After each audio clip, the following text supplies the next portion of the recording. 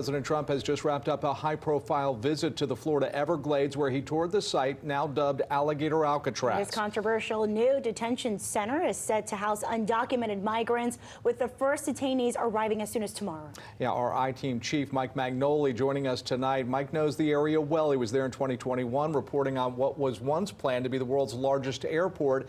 Now that abandoned runway being transformed into a massive prison complex, Mike. So, Jim and Luli, it is surrounded by swampland. You're talking gators and snakes. So if you escape from the facility, good luck surviving that. Where is this place? Well, it's almost a halfway point between Naples and Miami. So we're really talking about the middle of nowhere.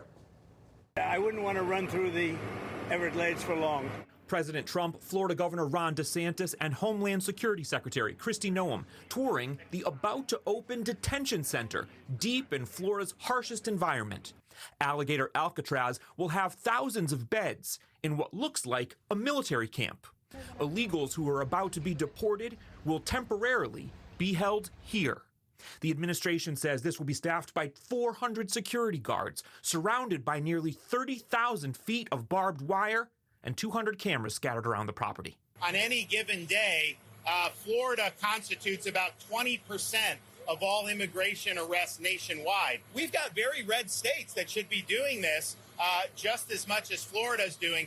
Until now, this location has been mostly quiet and unthought of. In the early days of commercial jet travel, Florida officials wanted this to be the biggest airport in the world. The runway here could have accommodated the space shuttle, but this never opened to the public. In fact, construction stopped very early into the project, back in the late 1960s, amid protests about the environmental impact to the Everglades. And now protesters are driving out here to show their disapproval of Trump's immigration policies. No ICE here! No ICE here! The Trump administration says people who are in the United States illegally should leave now on their own or risk being captured and shipped down to Alligator Alcatraz. Florida was unique in what they presented to us, and I would ask every other governor to do the exact same thing. We're surrounded by miles of treacherous swampland, and the only way out is really deportation. So the administration says that the detention center is being funded largely by FEMA. As we all know, that's the agency that responds to hurricanes. And here we are, it is the beginning of the hurricane season.